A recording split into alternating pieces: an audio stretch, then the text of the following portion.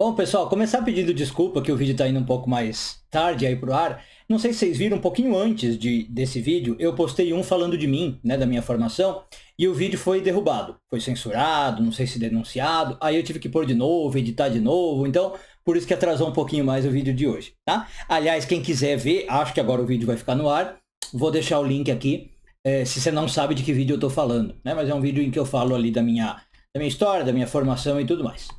Bom, a porção dessa semana, a gente está lendo a porção de Bechukotai, contém o que se chama em hebraico a famosa Tohaha. Né? Tohaha é uma admoestação, uma advertência. Basicamente, Deus aparece, né, via Moisés e fala para os filhos de Israel o seguinte: olha, se vocês não seguirem os meus caminhos, vai acontecer pá, pá, pá, pá, pá. E, obviamente, um monte de coisa ruim. Então, é quase que uma ameaça divina, né? Mas não é uma ameaça porque acontece. Essa é a admoestação. Agora, embora essa passagem comece aí com uma nota bem negativa, tem até alguns costumes que essa parte na sinagoga é lida em voz baixa, tal, tal, tal, ela termina de modo bastante elevado, de modo bastante inspirador. No fim da porção, Deus aparece e diz que vai perdoar os filhos de Israel se ou tão logo quanto eles se arrependam e mudem seu modo de agir. Então, de fato, se você escolher um caminho negativo, vai ter repreensões, né? Vai ter efeitos negativos dos seus atos, mas você tem o poder de mudar. Você tem o poder de pedir perdão, de se arrepender e mudar. Então, esta sessão, digamos, melhor, né, mais enaltecedora do texto, né? Ela começa com um versículo muito interessante. Só que também, ao mesmo tempo, problemático. E é aí que a Kabbalah adora esse tipo de coisa para analisar o que está acontecendo. O que esse versículo diz? Tá? Quem quiser acompanhar, está em Levítico 26:42, eu vou fazer uma tradução livre. Nem é uma tradução, vou citar de cabeça. Então, basicamente, Deus fala o seguinte: se vocês se arrependerem, voltarem nos seus caminhos, eu vou lembrar do meu pacto com Jacó e também do meu pacto com Isaac. E também meu pacto com Abraão eu lembrarei e lembrarei da terra. Né? Então, aparece de novo a ideia de lembrar o pacto com Jacó, também o meu pacto com Isaac, meu pacto com Abraão lembrarei e lembrarei da terra. Bom, como eu falei, tem um problema linguístico aqui, né? Bom, tem vários problemas por várias razões, e uma delas, o famoso comentarista Rashi, né, traz para nós. E, inclusive, ele cita um Midrash, né, uma história da tradição oral. Que ele faz o seguinte: a palavra lembrar, se você for ver como ela está escrita, ela aparece ligado a Jacó, a Abraão e à terra, né? Mas até vamos deixar a terra de lado. Dentre os três patriarcas, a Torá faz um pulo, né, de Isaac. Ela pega só Abraão e só Jacó, como se fosse o vô e o neto. E Isaac, não aparece a palavra lembrar, ela está implícita. Né?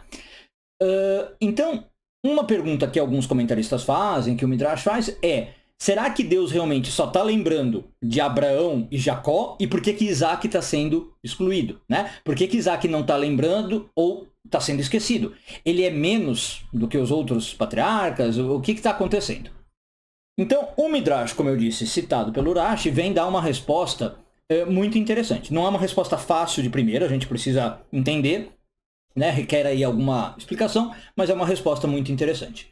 O Midrash fala o seguinte: o Criador viu as cinzas de Isaac como se fossem juntadas, como se alguém tivesse juntado as cinzas dele e colocadas sobre um altar.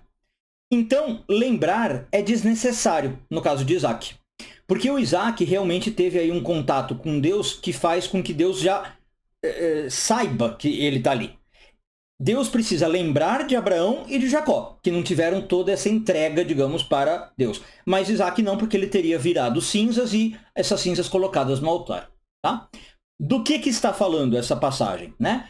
Está falando do que a gente chama Akeidat Yitzhak, a amarração de Isaac, mas alguns traduzem como o sacrifício de Isaac. Né?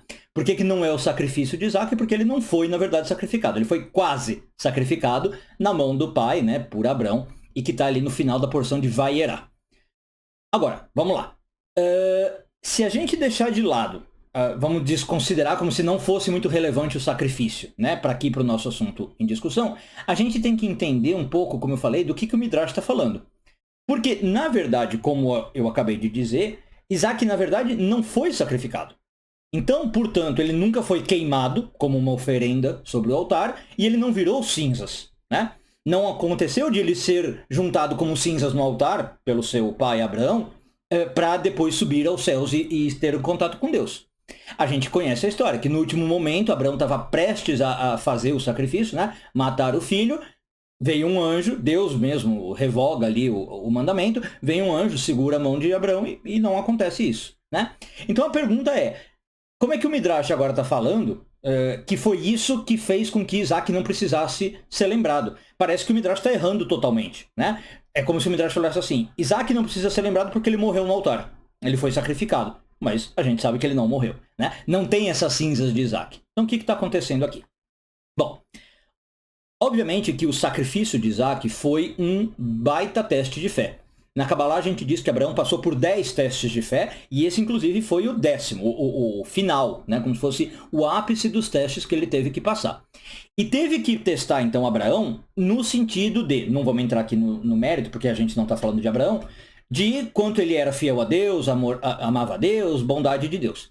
Mas ele também foi um teste, e muita gente não sabe, para Isaac. Né? Para ver se Isaac ia se tornar, digamos, um modelo de grandeza. Por quê? Vamos entender o que a Kabbalah diz. Quando o sacrifício, ou quase sacrifício de Isaac aconteceu, ele já tinha 37 anos. Tá? Ele era um homem, então, em plena força, vigor.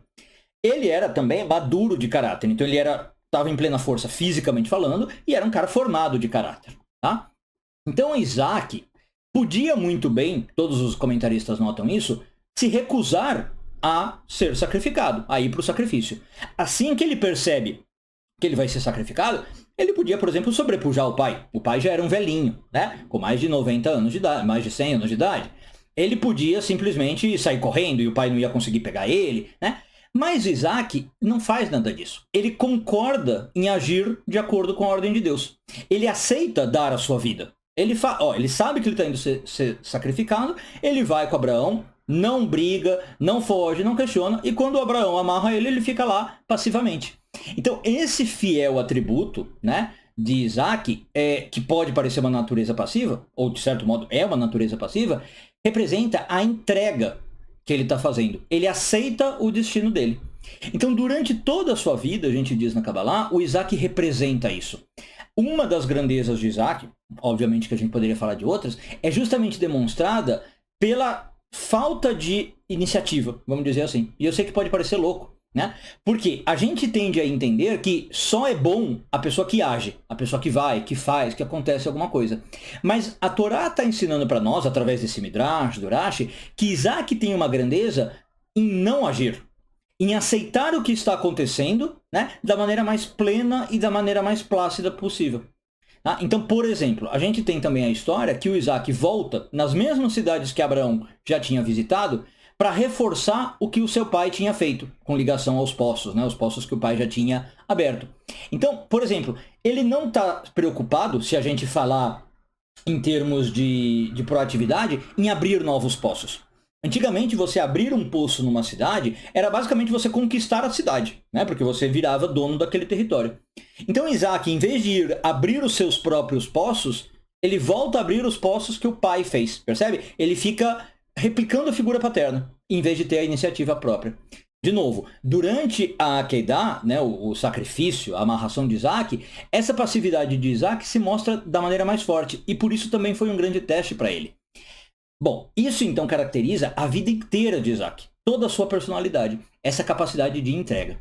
Então o que acontece? O Criador viu Isaac como se realmente tivesse sido sacrificado sobre o altar, né? De novo, não porque ele não chegou a ser morto, todo mundo sabe disso, mas o fato dele ter deixado e quase vai até as últimas consequências, mostra o quê? Que ele estava desejoso de entregar sua vida a Deus, até mesmo no último momento, né? Ele não se reagiu, como eu disse. Se não fosse o anjo parando Abraão, o Isaac não tinha feito nada. Então, ele é um homem que consegue se entregar. As cinzas aqui, então, se ele tivesse sido queimado, teriam representado a realização do sacrifício. E teriam permanecido de Deus como se fosse um lembrete permanente da grandeza de Isaac, né? Aí é o que o Midrash está falando. As cinzas de Isaac dispensam lembrança. Mas mesmo assim, ele não tendo se sacrificado, é como se ele tivesse virado as cinzas, percebe?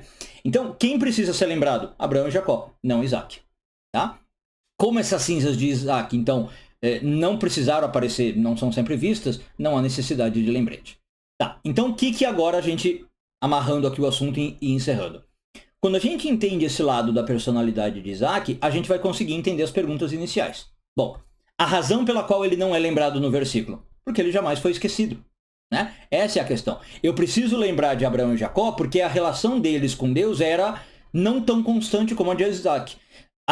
Tem, por exemplo, na passagem de Abraão, uma hora que ele vai, aquela que ele discute sobre Sodoma e Gomorra, se vai salvar as pessoas, o texto diz claramente, e Deus partiu de Abraão. Né? Deus foi embora, digamos, fazer as suas coisas e deixou Abraão de lado. Com Jacó tem passagens igual. Isaac não. Né? Então, é desnecessário eu lembrar de algo que está constantemente diante de mim, no primeiro plano da consciência. Tá? E é o que está acontecendo com Isaac e Deus. Isaac conseguia ficar constantemente na mentalidade de Deus. E quando a gente responde a essa pergunta, né, falando da queidade, do sacrifício, né, o meio que fez com que Isaac jamais seja esquecido, isso acaba se tornando, óbvio, uma lição para nós. E para a grandeza de Isaac ou para a grandeza de nós. E qual que pode ser o choque, como eu falei? A passividade. Né? Basicamente, Moisés está dizendo para os filhos de Israel o seguinte, olha, ou antes até de chegar de Moisés, um grande traço de caráter que a gente pode desenvolver, inspirado em Isaac, e ser lembrado sempre pelo divino, é essa falta de ação, essa falta de atitude.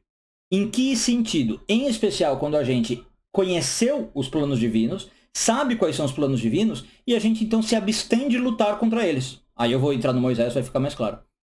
Uma pessoa que está o tempo inteiro tentando fazer o seu plano, né, dar certo, e ela é proativa, isso também tem mérito na Kabbalah, é verdade. Mas muitas vezes o que pode acontecer, e pode ser um problema, é você, ao impor o seu plano, está indo contra Deus. Tá? Como eu dei o exemplo de Abraão lutando ali com Sodoma e Gomorra, ele quer fazer algo que não é o que Deus quer fazer. Deus claramente quer destruir Sodoma e Gomorra. Abraão age proativamente para ir contra. E Deus então meio que esquece Abraão, porque ele não pode lembrar Abraão pedindo para salvar Sodoma e Gomorra se ele precisa matar Sodoma e Gomorra. Percebe? Ele fala, eu vou tirar Abraão da minha cabeça para poder fazer o que eu preciso. Por outro lado, se eu sou uma pessoa que não vou contra os planos divinos e tenho essa aceitação, Deus não precisa se esquecer de mim. Percebe a grandeza?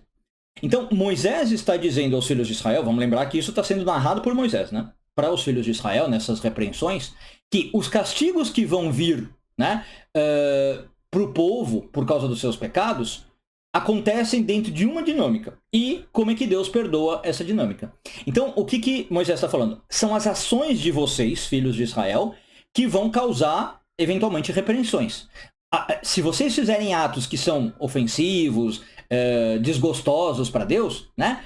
Vocês depois não se arrependerem, não pedirem misericórdia pelo que vocês fizeram, vocês vão receber a repreensão. Mas o que Moisés está ensinando? Se vocês conseguirem se conectar com Isaac, entenderem o que Isaac significa, o mérito de Isaac, que é a grandeza pela falta de ação, vocês vão conseguir se arrepender, pedir a Deus para esquecer os seus horríveis pecados, né? E se concentrar em outra coisa, lembrar na sua bondade. Então, se vocês souberem deixar de agir, é isso que o Moisés está falando, vocês conseguem uma salvação. Né? Então, a gente consegue, muitas vezes, evitar... Vou falar de outro modo. Muitas vezes, evitar uma situação negativa é muito mais importante, ou pelo menos igual, a fazer um ato positivo. Né? Muitas vezes a gente que está aqui estudando religiosidade, espiritualidade, a gente se preocupa em fazer bons atos, e claro que isso é ótimo. Né? Eu quero ser uma boa pessoa, eu quero ser ético, eu quero ser moral, eu quero praticar caridade, tratar os outros bens. Tudo bem, mas eu também preciso aprender o que não fazer. Como eu falei, evitar uma situação negativa às vezes é tão importante quanto fazer um ato positivo. O que Moisés está ensinando é isso. Né? Saibam também quando é o momento de não ação, de inação e de não agir. E isso pode literalmente abrir a porta para a luz, para a iluminação, para o contato com Deus e Deus estar sempre lembrando de vocês. Um bom dia a todos, Shavuot Tov e tudo de bom.